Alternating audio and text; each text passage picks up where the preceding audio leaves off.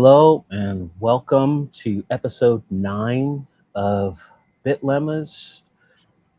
I'm Watson of the Bitlemmas group. I'm here with B Sovereign, and today is a book review of Thinking in Systems by Danella Meadows. The real story here: systems don't behave randomly, they behave the way they do because of structure. In the world we live in, most arguments get stuck at the event level, where you could be asking yourself questions like, what just happened and who messed up? But the better question is, what structure makes this keep happening? And if you remember one thing from this episode, it's this: stop arguing about events and start mapping structure.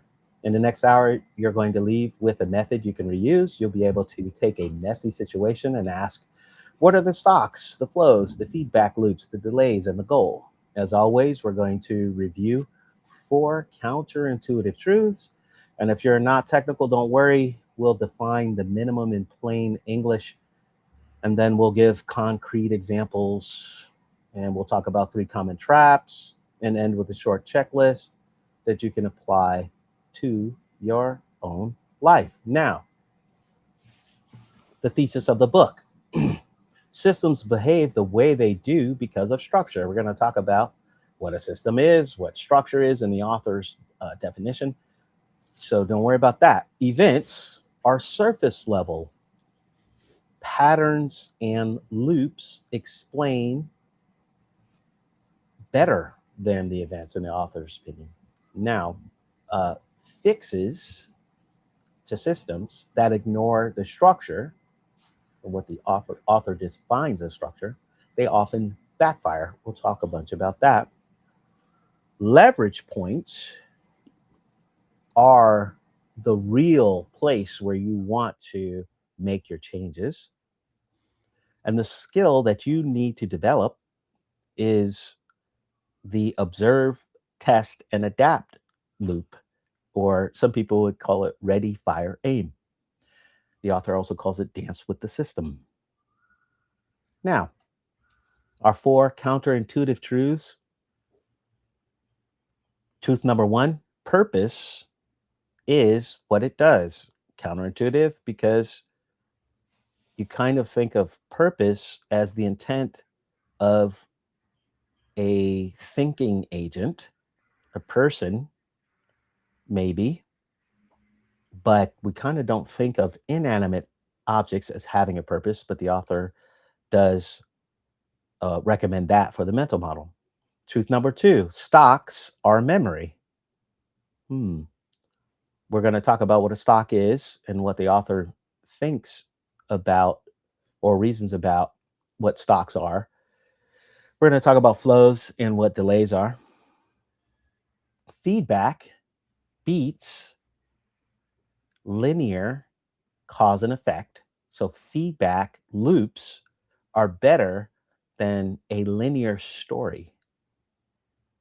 We'll get into that. Now, truth 4: deep leverage. What the author calls deep leverage is goals and paradigms. Again, this difference between goals and purpose and paradigms, so on and so forth. We'll get into it. Yeah, and I think that this is probably the lens that you should look into any system that you believe is rigged, essentially. So the 4 truths are a diagnostic toolkit. Uh, Purpose, again, just to reiterate, purpose is what it does. It tells you to ignore rhetoric and watch behavior, stocks, or memory. It explains why problems persist. Feedback beats linear cause and effect and shows you why simple fixes fail. And deep leverage is the goals, and paradigms is where real power lies. This is how you find the gears of the machine. All right. So, what is a system in the author's definition? A system is elements plus interconnections plus purpose. We'll get into a bunch of these as we go throughout the talk, but elements are the easiest to see and the easiest to argue about. So, what is an element within uh, the author's definition, or some of the examples I give would be If you were to see a crowd of people, that the elements are the people. So a crowd would, the individual elements would be the people. It's kind of the parts. Now that's distinct from the events, and we'll talk about what that is. Now, interconnections are, in the author's view, more important. It's something to pay attention to. These would be information flow. Some examples: prices, price signals, metrics, uh, a rating on Amazon, let's say. These types of things.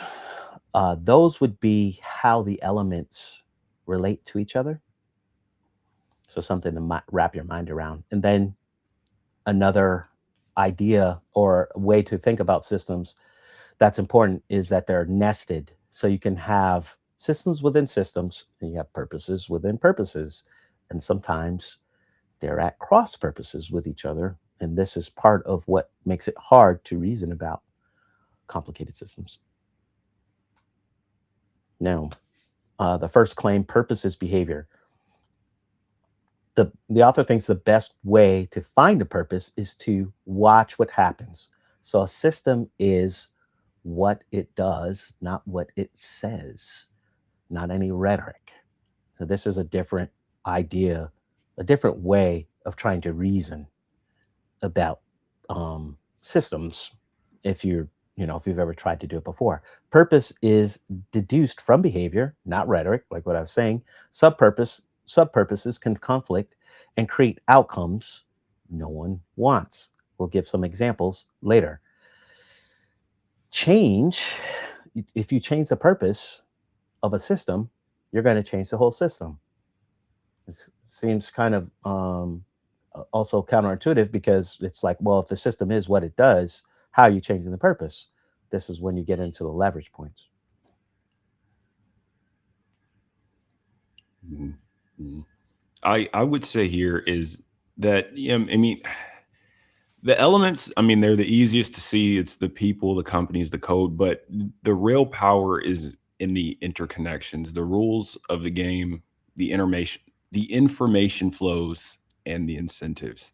So if you change the rules and you change the behavior of all the elements, no matter who they are, it's kind of just like changing the inner workings of just one element of the system, and then the whole thing collapses.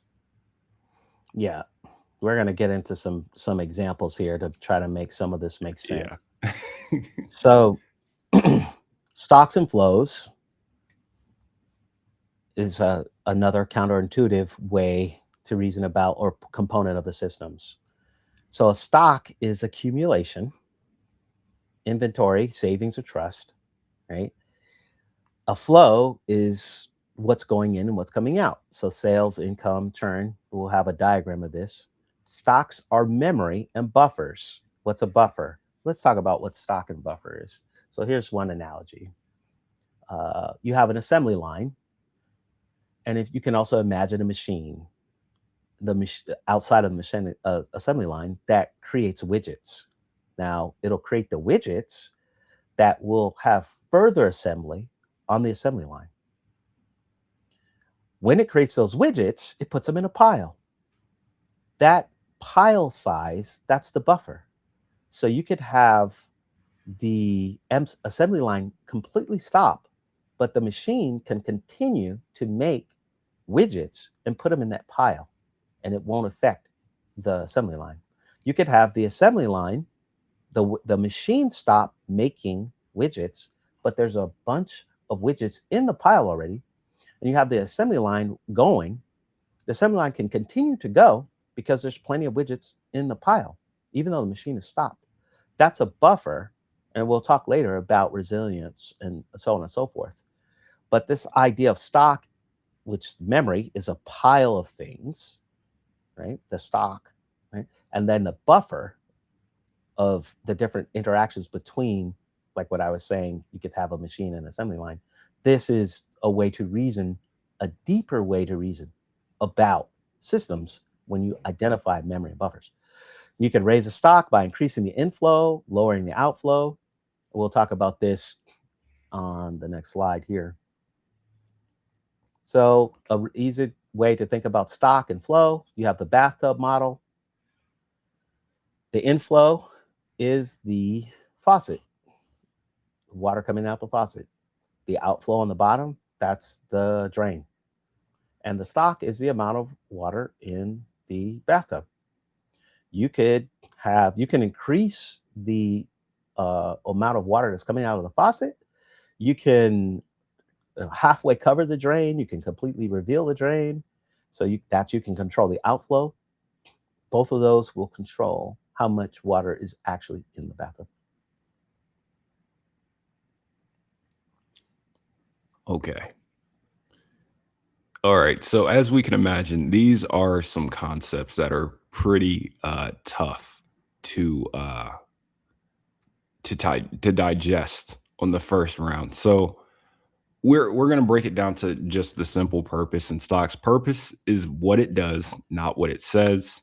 And the best way to find a system's purpose is to watch the behavior over time. And what creates that behavior over time? It's the stocks. A stock is a memory of past flows. It's, for example, the trust in a community or the balance that you would have in, say, a treasury or the user base of any platform that you're using. Stocks change slowly, which is why systems are so hard to change in the short term. You just can't erase the memory. All right. Am I getting that right, Watson? That sounds about right. There's so many ways to apply this way of thinking or reasoning about models. And the author talks about models later. Um, the whole thing is a model, a way of modeling the world. And it's another interesting thing is the systems theory people, and there's another group of people, the game theory people. They they kind of don't get along. Okay. They have different ways of modeling, and within economics, they're heavy game theory people. So it's interesting to see. I'm more familiar with the game theory side. It's quite interesting to see the different models and what they claim to have a better understanding of. So the game theory Hmm. people think they understand markets way better, Hmm. um, and the systems theory people will say we can understand things like the weather better or something like that. Very other types of difficult things. Yeah. So Yeah.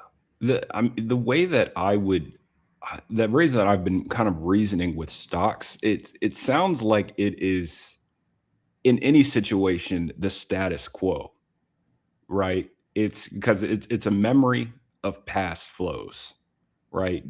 Basically what it has been previously. Um, and what it seems to, which is why it is so hard to change. You can't just like erase that memory. And I mean, that's essentially what the stock is. It's a memory of past flows. That's how I reason with it in my mind. yeah, and it may coming from the outside, it may be like, what's the big deal? What is all this for? And Mhm, I have some examples I'm going to bring from software later, that where this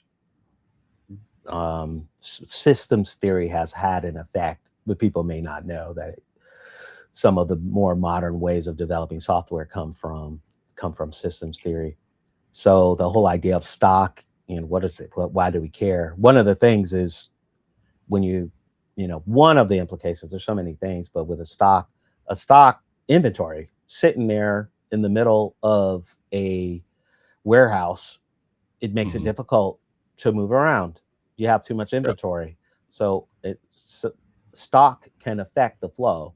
When you're trying to find bottlenecks, the big thing mhm, with systems theory is trying to find bottlenecks and trying to fix them.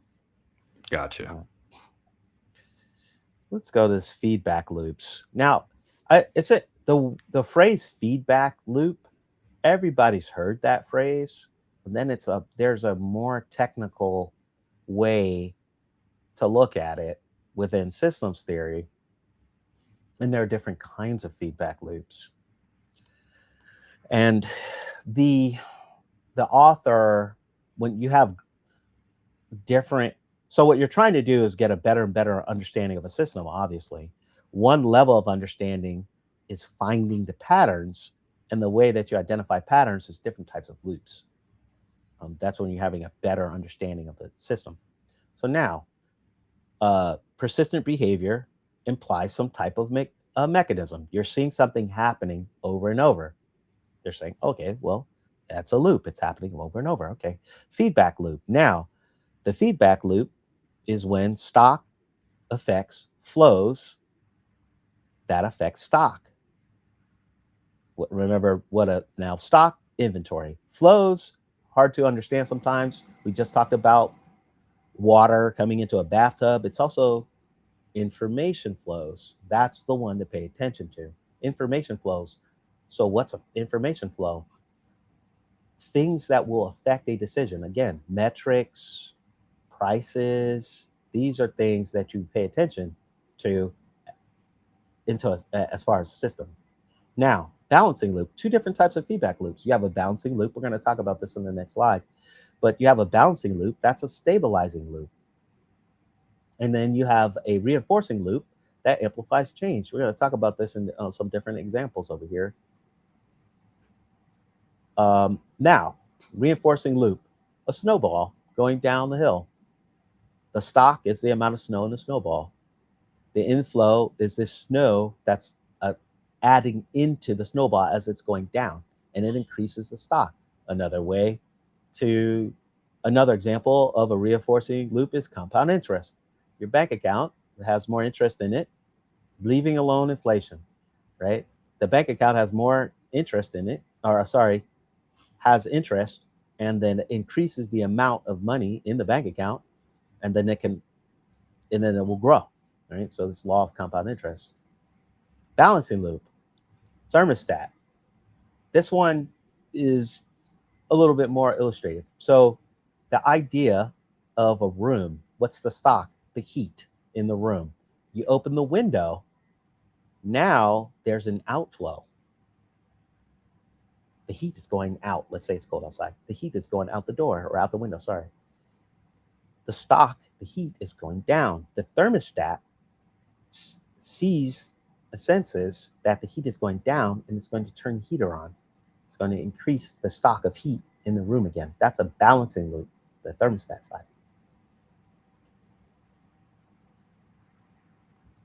Okay.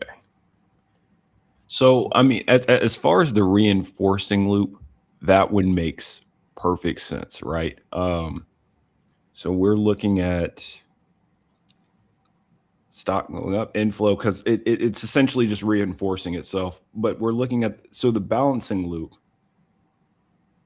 Can you go through that one more time? Yeah, the balancing loop is there's going to be a sensor and there's going to be a rule. And the rule is going to, and I don't want to get too advanced and talk about controllers and all of this other stuff. But the Mhm. thermostat in your house obviously keeps the temperature a certain degrees, right? So Right. it's sensing constantly. And so Okay. that sensing, that feedback is the sensing, it's the temperature reading of the room. So if you open the window or open the door and it's cold outside, the heat, which is the stock, will go out the door or out the window. Now the Mhm. sensing sees, oh, the temperature is low, lower than 75 degrees or whatever. And then the thermostat turns on the heater. So it's trying to balance. It's trying to balance the room's temperature with its internal 70, it wants to be 75 degrees. So it's going to turn on the heater to balance that the outflow, the window being open, is there. You could leave the window open and the heater comes on and the house can stay 75 degrees, even though the window's Gotcha. open. Right. So Gotcha. Okay. yeah. So the balancing loop is pretty much like I guess you could say a self control mechanism, Yes. right? Yeah. Okay. Yeah. There's even a concept of a controller in the idea of the systems theory, which helps you to reason about resilient software systems, and it's kind of the cool kid thing way to reason about stuff. Uh, Gotcha. so now delays. Mm. This one is gonna. It's the way we have the bullet points here. It sounds complicated, but then the analogy is gonna be kind of funny. So delays, why good intentions fail. Decisions affect future behavior. Delays are unavoidable in feedback. You can act faster, and it can make us. This is one of the counterintuitive things that the systems theory people believe that they model better than others is oscillation and acting, making counterintuitively, making things worse. Overshoot and instability often come from delay. So now the analogy is you're in the shower and the water's cold and you turn up the heat. You have a delay from the time that that hot water is coming to you. It's in the pipes. It's on the way. There's a delay, and you turn on that heat, and so now the hot water comes out and it's scalding hot. You're getting burned, and you turn the cold water on. So there's a delay from the time that the water is in the pipes to the time it hits you. Now you have the cold water. The cold water's coming through. There's a delay, and now you get frozen. And that's an oscillation, and you're going back and forth between the hot and the cold. That's the delay and the effect of oscillation, right? Okay. So, and that's an overshoot. So the idea of, oh, I turned on the hot water, I don't know what the how much to turn it to see how hot it's going to be, the mix. So of course it's going to turn it all the way, and that's an Mhm. overshoot, and you get burned or frozen. Mhm. Mhm. Mhm. You know what? That is a great example, and just now, I just thought about another one. I mean, we can relate that to really like monetary policy and the Federal Reserve and what they do, um, because say for example, in 2020, when people were out of work, and we saw that there was a lot of slow economic activity, the numbers don't really pick those things up immediately. It takes a couple of quarters for those to show up. So at that time, the Federal Reserve then has to think about what they are going to do next, right? And by the time that they're making their decision, the economy has already changed, right? So there is some delays in their decision. If they decide to print money, and the economy has already decided to correct itself in some sorts, it could be causing much greater issues like greater inflation over the long term. It could be an overshoot. So, depending on when we receive information and when we make our decision, is all a factor of the delays. Mm-hmm. Yep, that's a great example and a painful example. Here's another one. Classic sells. You're selling Beanie Babies, and you're trying to get rich. And Mhm. you you you you went out there. You figured out before everyone else that this concept of Beanie Babies was going to be big. So you got an inventory, and oh my gosh, they're flying off the shelves. Now the inventory is dropping, and you're just like, well, we're going to miss the boat. We need to go ahead and fill the inventory back up. And it's Christmas time, let's say. And so now you fill up the warehouse, you back up the trucks, they're coming through, and Christmas is over, the Beanie Baby thing is done, and you have a whole warehouse full of things you can't sell. That's the inventory overshoot. That's the oscillation. So that whole example of supply chain management and inventory ordering and all this stuff, they're going through it all the time. And the delayed feedback in this example is the who's buying what. So you're ordering, reordering, and they've already stopped buying, or the delay happens between the time they stop buying them. They're ordering. Now resilience. This is, I'm going to use a software example in here. But resilience is about surviving shocks and keeping functioning. Redundant balancing loops enable recovery. Resilience can be traded away for efficiency, and just in time reduces inventory. So now everybody's familiar with websites. If you're a builder writing software, you're familiar about the mechanisms behind how everything works, but I'm going to make it a little bit more simple. So when you go to a website behind the scenes, the more modern way to keep the site up when, let's say, for instance, Black Friday happens and people are all ordering and the website could go down. Well, behind the scenes, you have, if you're from, not technical or come from the outside, there's really like a bunch of websites, you could say, behind the scenes. We could call them processes, we can call them containers. Okay. So now you have let's say three websites, we're going to say, or three containers behind the scenes. One of them goes down, a bunch of people are, making orders. One of them goes down, there's an error in it. The other two are still working. So you reroute all the traffic to the other two while you restart the third, right? So the balancing loop, you say, I want three processes, three containers, three websites. I want them running at all times. You have the shock, which is, oh, there's an error in one, and that's a shock. It goes down. The resilience is you have two others. That's a redundancy. And then you can also restart one. Now, this third bullet point, resilience can be traded away for efficiency.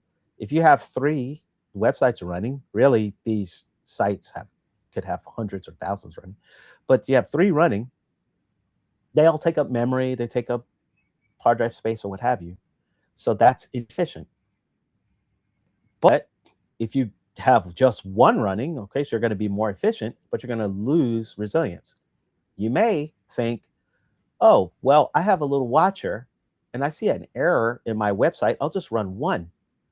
And I see the error, I'll just restart it and we'll be back again. That would be just in time.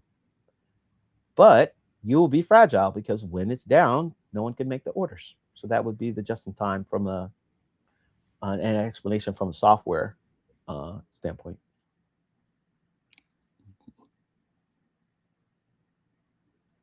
All right. So now models aren't the world. Everything we know is a model, a simplification. Models fall short, mistakes, happen and surprises. Another way to look at this, an essay that was making the rounds maybe 15 plus years ago was by a guy named Joel Spolsky, and it was the law of leaky abstractions. Again, another example from software. In software, there's an idea of a string. You could think of the word hello or hello world. That's a string. And at a high level, very simple, and the abstraction a little bit lower is a string, a set of characters. So hello, space world. And that could be all you know. And most programmers nowadays, that is all they know. But one lower level of that, where it leaks, is there's a little extra pointer at the end that says, this is the end of the string. And there's a problem called a buffer overflow, which is a massive security hole that happens everywhere all the time. And it's one of the bane of the existence of everyone trying to make things more secure at some level. That is when you understand strings at a higher level, you don't get this it's a leaky abstraction. You don't understand the buffer overflow problem. Mm-hmm. Can you go in a little bit more detail of what a buffer overflow is? So you could say it's when there's a pointer, this concept of a pointer, a, a pointer in memory. So again, within software, there's an idea of memory, and within hardware and software, Mhm.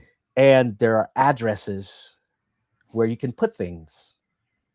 And so it's counterintuitively, for a string, you need to have something at the end of the string that says, I'm done. There's no more. Mhm. You could, old school C and other languages, there was this pointer. If you put more data into the string, that would be an overflow. And so now you're playing around with this pointer, and the pointer gets mismanaged. One of the problems is that pointer can now point to executable code, and now you have a problem where someone can inject executable code doing this buffer overflow. And there's all many 50 million ways from Sunday that this can be a problem. Mhm. So essentially, somebody could put something into, I mean, basically, you have a line of code that is supposed to be confined. You put in too much information, and you can expose more of the application than the whoever the user is should see. Am I right there? Yeah, pretty much. Okay, Yeah. gotcha. Um. So now we talked about models falling short. Now the concept of event, the author really has a very low view of events. Interestingly enough, within software, there's a whole movement called event driven design, and then there's also the patterns movement, which also tracks events a bunch. So it's kind of interesting to see the different ways of modeling the world, systems theory versus some of these other models. But the author says in their view is an event is kind of a slice. It's not, if you go back to remembering what a system is, you had elements. So events aren't elements in author's nomenclature, and events are not the interconnected portion, and they're not purposes. They're a slice. So if you were to think of a assembly line and the widget going down the assembly line and someone turns a screw, it's the turning of the screw, that one slice. So event only stories, they have very low predictive value. The author is trying to they're trying to maximize predictive value, and and say that the system way of viewing the world with the model is it has better predictive value. So events are very low on the totem pole, and event only stories are very low. Stories in general, what they call linear stories, very much where you don't track the loops and all this stuff, the very low predictive value the author has.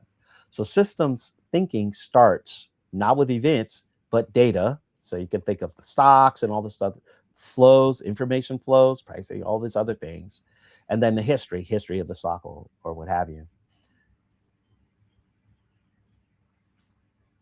Now, events first, then you're viewing the events, you're trying to find these patterns, and then you can get at the structure. The events are the most visible, but not the most important.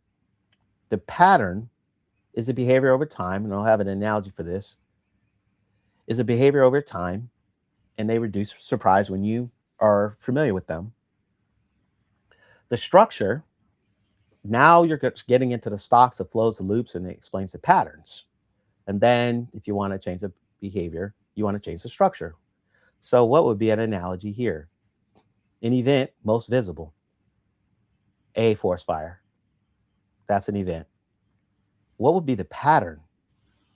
Oh, I noticed that forest fires happen in the dry season and not the rainy season. That would be a pattern.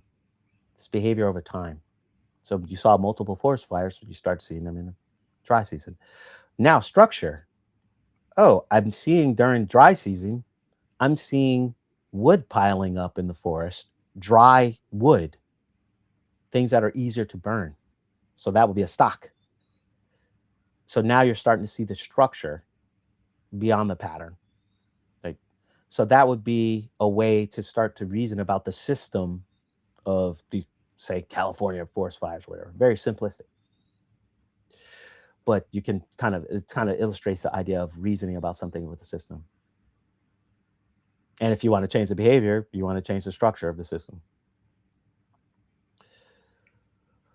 So the structure, I mean, I guess we could look at that as the environment, right? Mm-hmm. Okay. And the patterns are the status quo, what we have seen before time and time again. and events, though those are not things that we can really just they really don't tell us much because it's just at one point in time. Yep, it's just a Okay. slice. Yeah.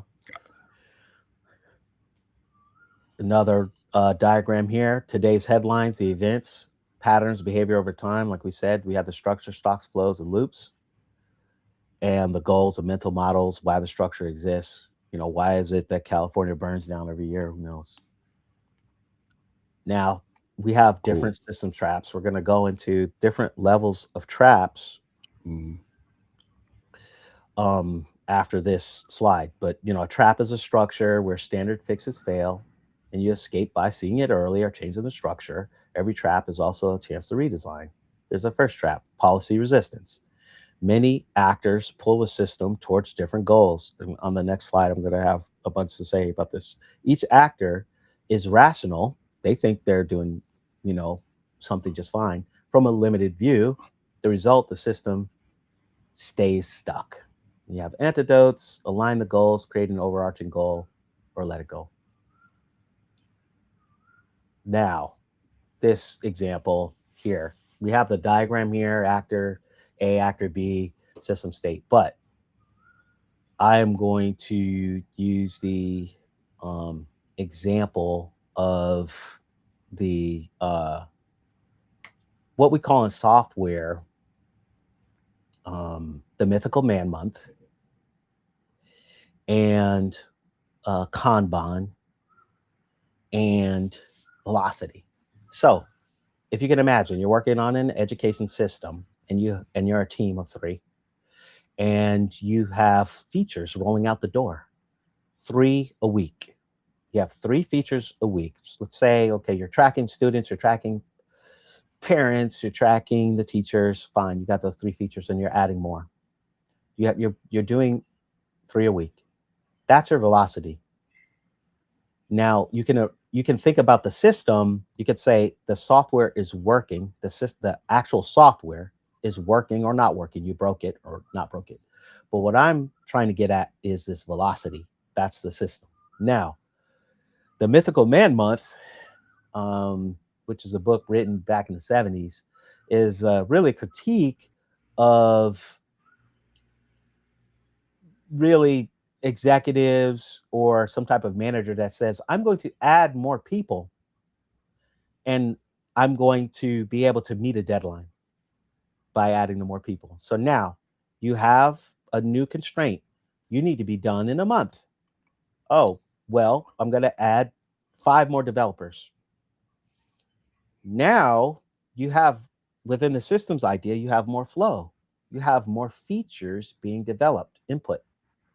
This is where this counterintuitive, the mythical man month had talked about this from outside of a systems theory, but you can think about it in systems theory.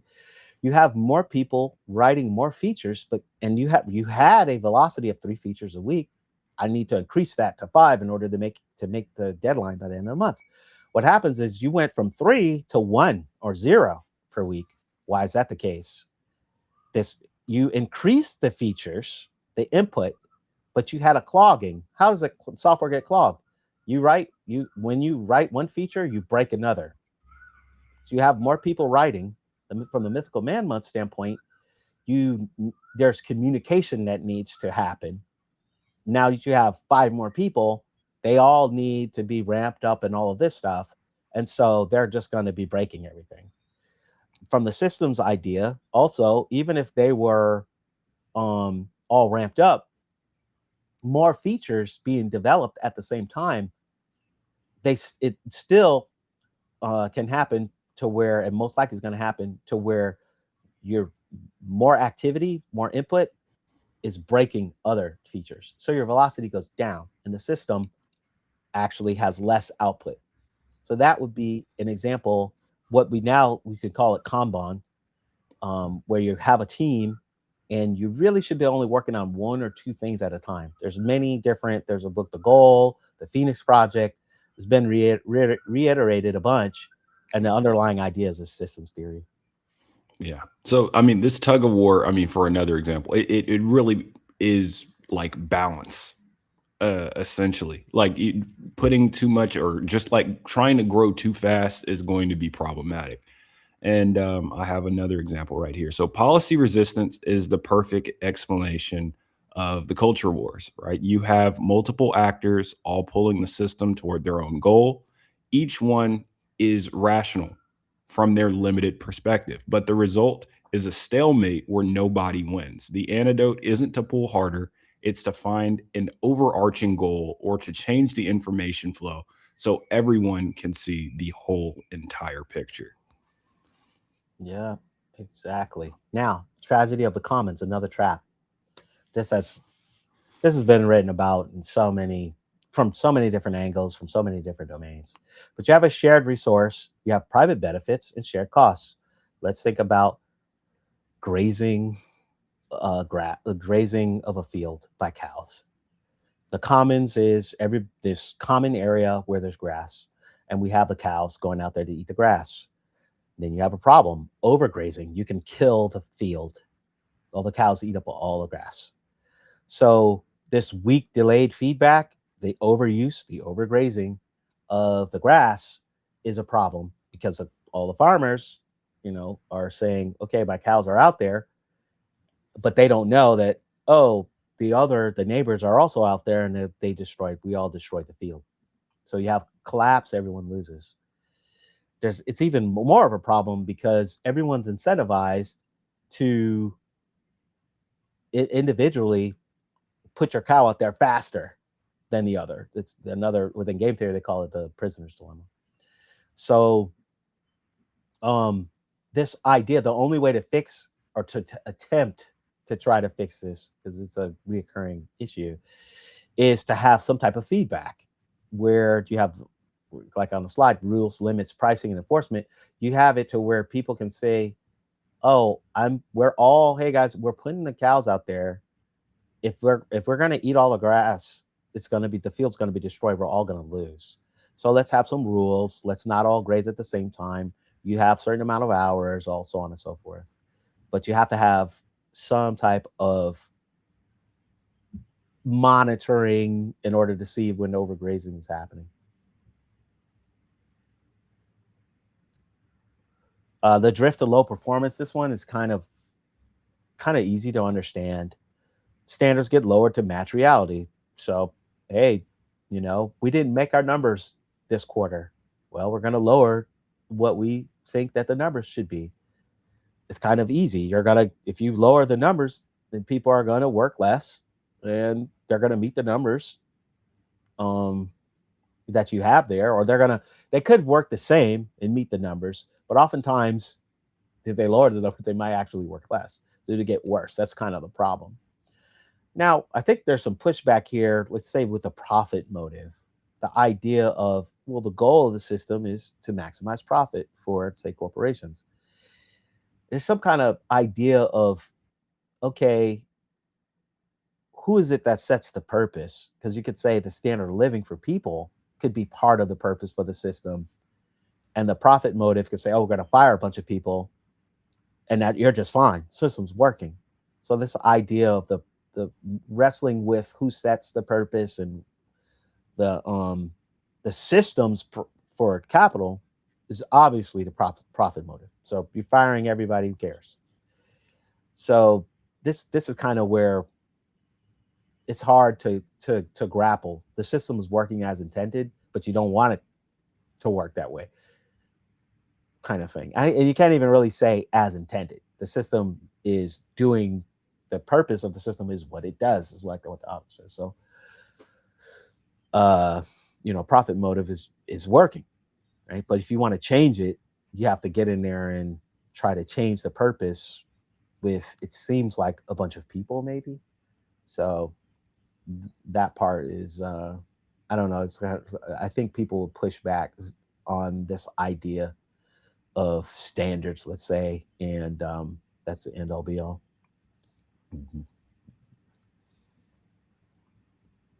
Leverage points. This is one of the more important parts of the book and what they're trying to get you to understand. So the structure, when you know the structure of a system, it's leverage points, and there's different levels of leverage points. which we'll talk about on the next slide.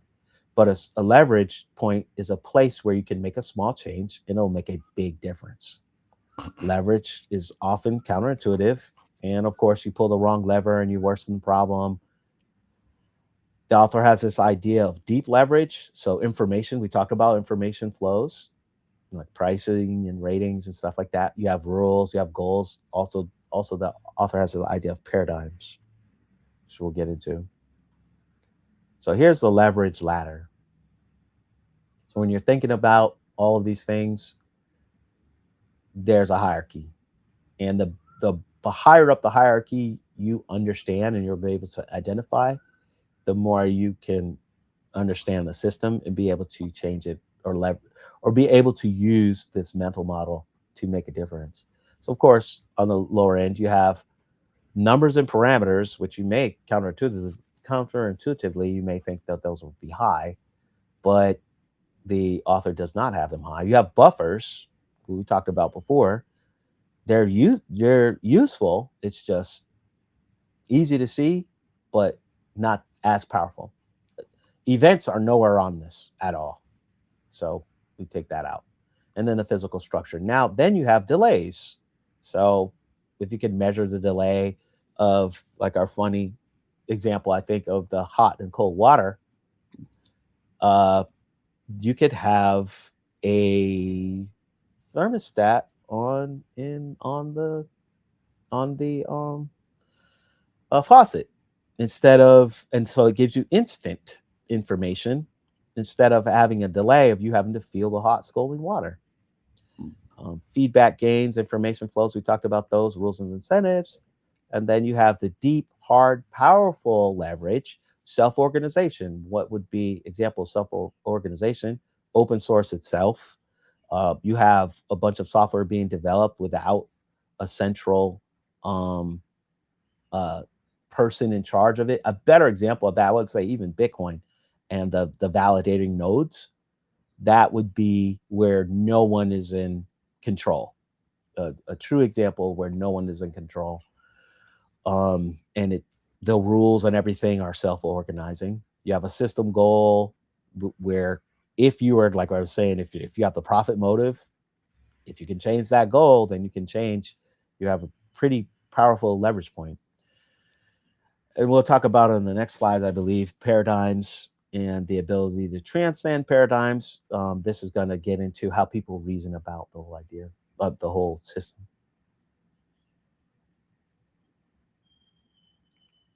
Now, deep leverage, goals, and paradigms. Paradigms are the things that generate goals and rules and feedback points. You, in order to change a paradigm, you want to point to anomalies to weaken the old paradigms. What would be an example of this?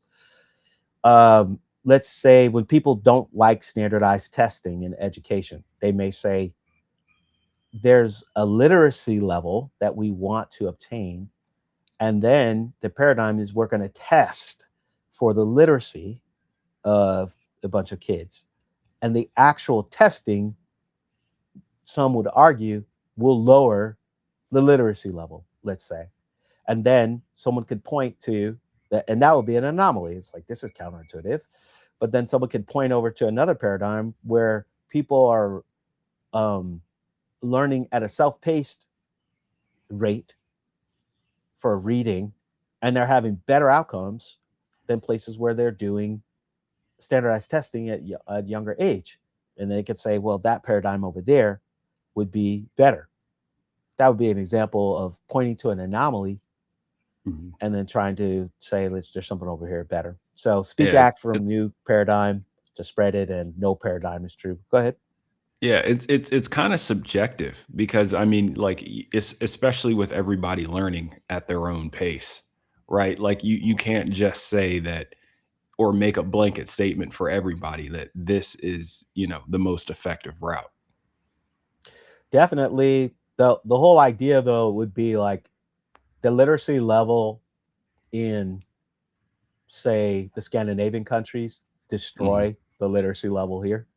And Oh, then if of you course. look at their way of how they learn to read, it's there's not standardized testing, and they do a self um self-paced type. And then Hmm. also, I mean, there's all this there. Of course, this is a super hot debate, and there's so many uh documentaries on this stuff and all that stuff like that.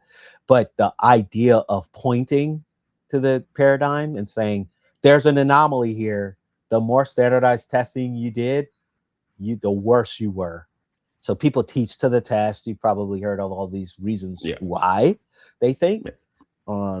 But that would be, regardless of it's true or not, that would be how you would, I think that's how people, they do attack it.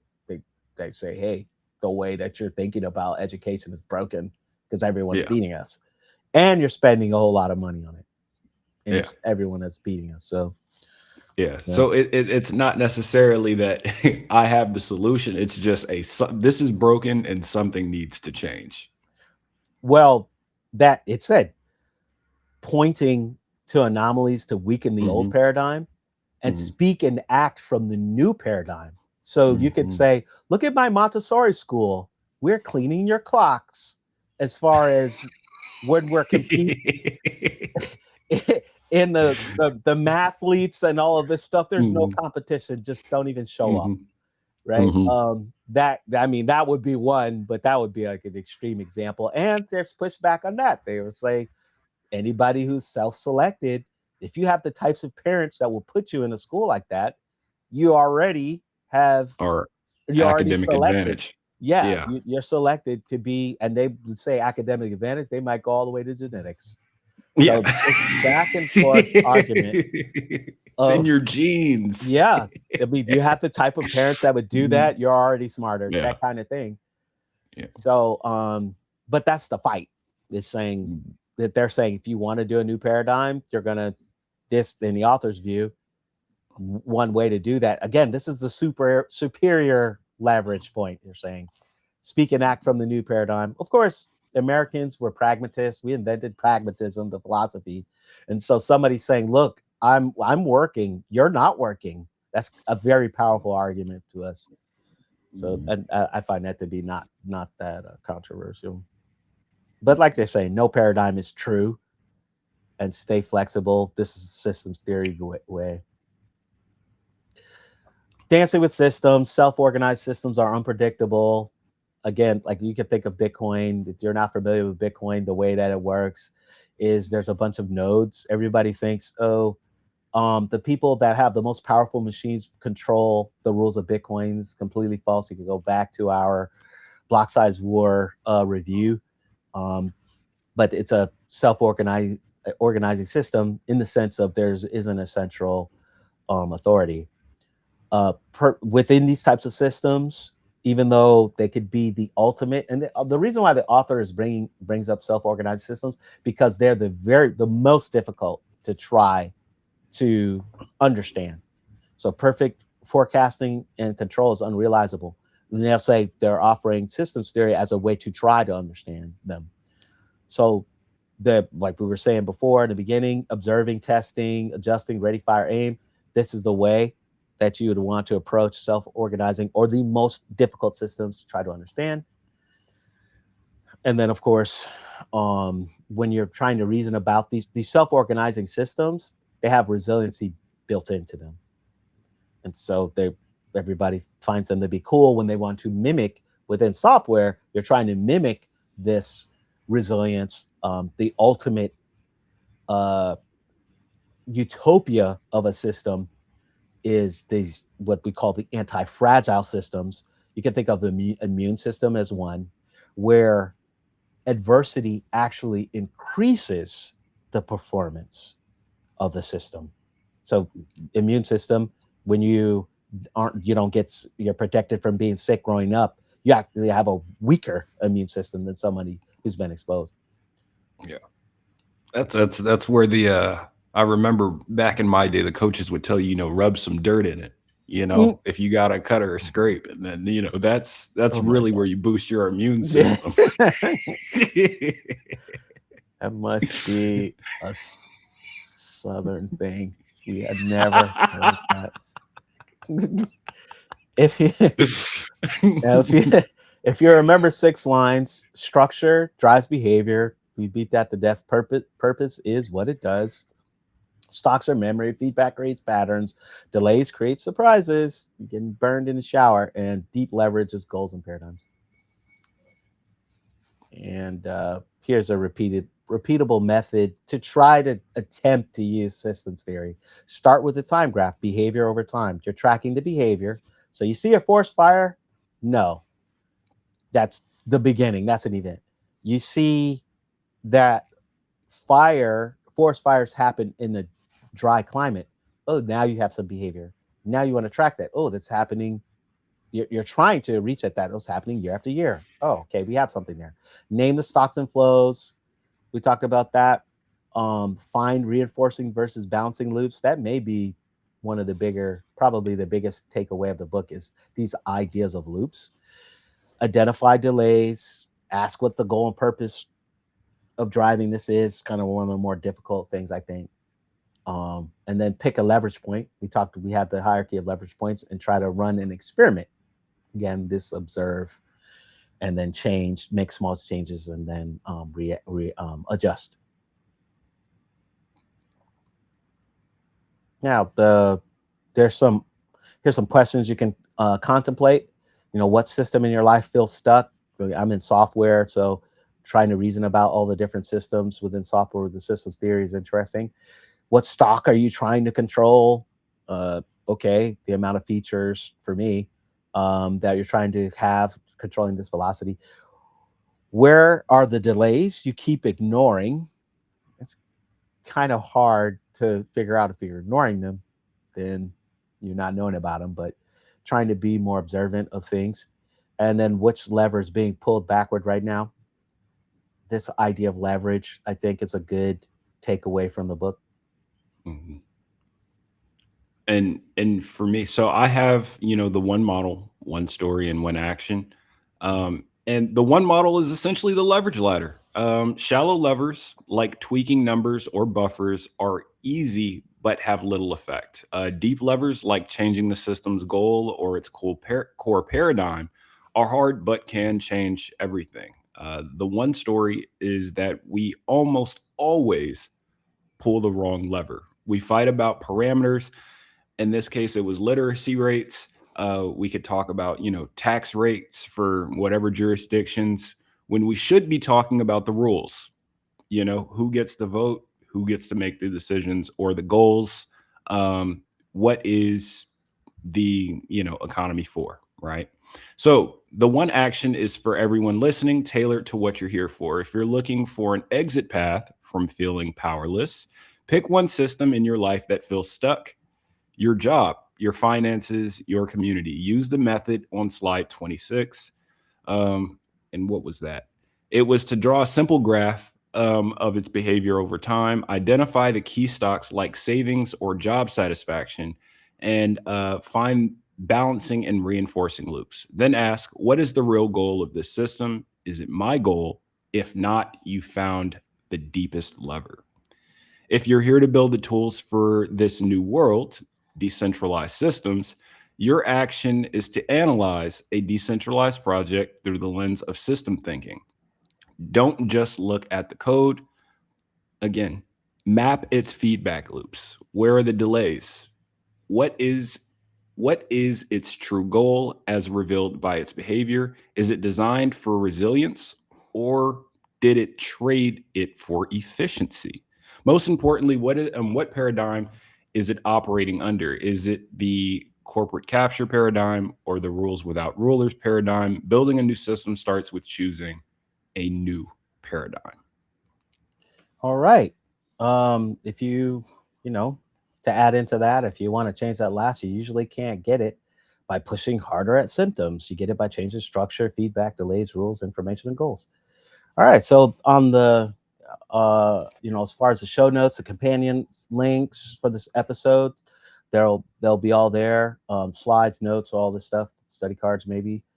And then if you disagree with our way of framing this book, go ahead and put it in the comments and we'll check it. Also, visit bitlemmas.com for our list of previous podcasts and other information on what we're doing. and we'll All see you right, next guys. time. Yep. See ya.